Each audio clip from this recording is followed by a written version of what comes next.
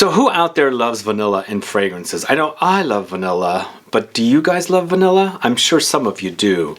But recently I did a video focusing on Artisan Parfumeur fragrances, and I ranked this one at number 2. This is Couleur Vanille from the house of Artisan Parfumeur. This is a fragrance that was launched this year, and I'm going to review it for you as promised. So if you want to find out about this fragrance, it's a yummy vanilla with salt, then please stay tuned.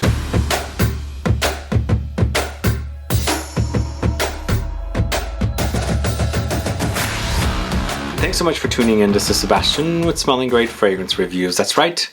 Today it's all about Couleur Vanille from the house of Artisan Parfumeur. This is a 2020 launch, and I'm going to tell you all about this one as I'm obsessed with the way it smells. I love vanilla and fragrances, and I love gourmand fragrances, but this one actually, even though I find it to be gourmand, it's a little different, so I'll tell you all about it. But if this is your first time tuning into this channel and you still haven't subscribed to the channel, please click the subscribe button below and also click the bell so you'll be notified for future videos and giveaways. So I don't have a giveaway today, but I am discussing the latest and greatest release from the house of Artisan Parfumeur. This is Couleur Vanille, this one right here, and I ranked this at number 2 in my recent video of 20 or 21 fragrances from Artisan Parfumeur. I love it, and I've been obsessed with the way it smells. Now initially when I first got it, I thought it smelled like another fragrance, Juliette Hazegan's Vanilla Vibes. Now it does hint at this fragrance initially when I first smell it, but side by side they are so different. It's like night and day. Whereas this one goes into a beachy direction, it is a salty vanilla. It doesn't have the warmth of Couleur Vanille, which is why I'm obsessed with this way more than this. This kickstarted my obsession with the whole salty fragrances combination, and here it's vanilla. Now I'm like really drooling over how great the combination is here with Couleur Vanille. So this is a 2020 launch created by Alienor Massenet.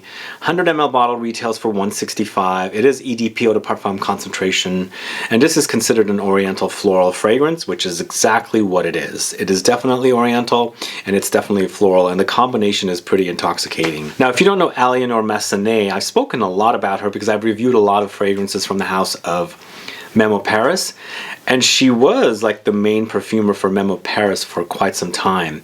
But now I see that she's venturing off and doing fragrances for other houses, especially this one, and she's made a wonderful creation here that I'm obsessed with the way it smells. So with notes here in Couleur Vanille, you've got at the top Bergamot, sea salt, and Freesia. In the heart, Immortelle, vanilla orchid, Cashmere wood. In the base notes, you've got Tolu balsam, Madagascan vanilla, benzoin, and musk. So as you can see from the notes, we not only have a balsam in the base, Tolu balsam, we also have a resin of benzoin. And as I mentioned over and over again in videos I've done on this channel, benzoin has a very vanilla quality, but it's a resinous vanillic fragrance. Tolu balsam also has a very ambery balsamic quality. So this particular fragrance, in comparison to Juliette Hazegan's Vanilla Vibes, and I don't want to keep comparing the fragrances, but initially I thought they smelled alike, but I hadn't compared them yet. This one is very, very balsamic, and it has very, very resinous qualities to it. Even though it has lots of floral touches, the experience of the two when you're wearing them are so different. Even though this, as I said, goes into a beachy direction, this one goes more into an amber balsamic direction. But the fragrance starts off with a fresh burst of bergamot with lots of sea salt and that beautiful freesia note. I love freesias and the way they smell. And in the spring, early spring, freesias are sold in the stores, and when you walk through them, the stores, you can smell that freesia aroma like in that whole flower section of a store. I love that smell, and it's pretty prominent here at the top. But we get to the heart and you experience Immortelle, and as I've been saying over and over again, Immortelle has been like popping up in fragrances all over. And here we have a pretty dominant experience with the Immortelle because there is a very dry overall feel in the fragrance, and that dryness comes from the Immortelle, I believe, at least what I'm experiencing.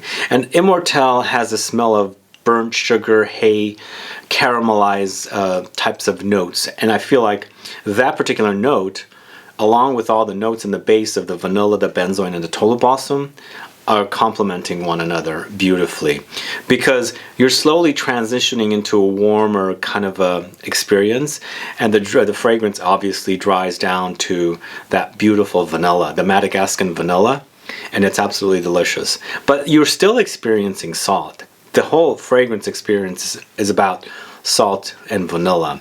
And you know what? I've had many a dessert or the combination of candies with the sea salt and caramel.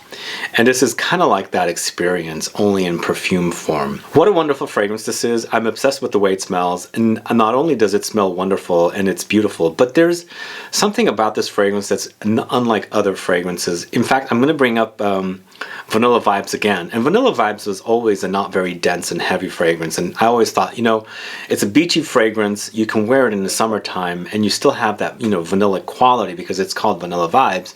But it's that summertime kind of a salty sea air kind of experience with vanilla. But here, I feel like it's that kind of a feel. Even though you have all these like resinous and balsamic notes and with loads of vanilla, it's kind of very easy to wear. And I would call this more like a diet gourmand and not necessarily like intensely gourmand.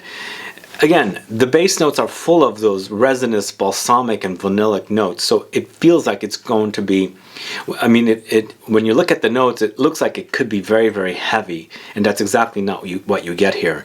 You do get to experience all those great notes, and it also has great, great longevity. It stays around, but it just doesn't feel heavy and cloying. Now, sometimes people are into the idea of wearing vanilla, but I always hear from these people that don't like vanilla is because it's too heavy, it's too cloying, it's too sweet, it's too that.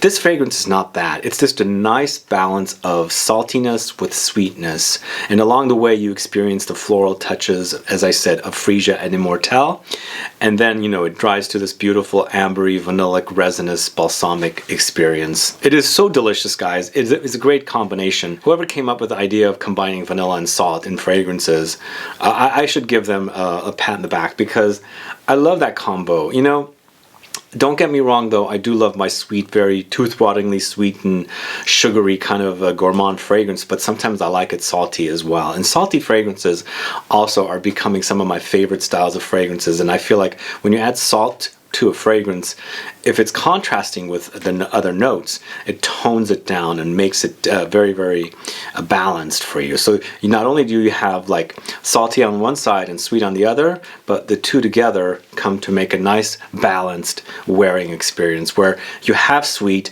but you also have salt, and the two together are magic here. Wonderfully magic.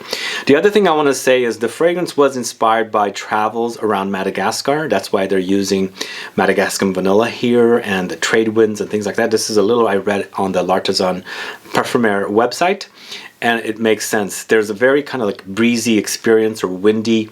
That's why I feel like the fragrance doesn't weigh down. It doesn't get dense and intense and heavy and weighty. As I said, it has great longevity on me. It's a great experience, and it sticks to my skin and doesn't go away, which I really love. But it's not heavy, it's not cloying, it's not going to weigh down the wearing experience and make you kind of get sick. Don't get me wrong, I love those kind of fragrances, but here it works wonderfully together. All the notes are a perfect combination, and this is a total winner from the house of Artisan Parfumeur. Couleur Vanille is a great release, guys. Please do check it out if you like gourmands, if you like vanilla, if you like salt, do check it out. But sometimes you might be more into salt than gourmands or vanilla, so that might not work out for you, but I recommend you test it out. It's definitely a wonderful wearing experience, and I love it. I love it, and I feel like this is a kind of vanilla you can wear in the summer, where it has great longevity, and if you control your sprays when it's warm outside, you can still experience a wonderful salty gourmand fragrance. Anyway, those are my thoughts on Couleur Vanille from the house of Artisan Parfumeur. Guys, do you know this house? Do you like their fragrances? What is your favorite fragrance from this house, and have you tried Couleur Vanille from this house? Please put a comment down so that I can find out. Other than that, guys, thanks so much for watching today. If you have any questions or comments, please do list below. Please do like this video. Please share it. Follow me on Facebook, Twitter, and Instagram. And I'll be back with more videos very soon. Have a good one. Goodbye.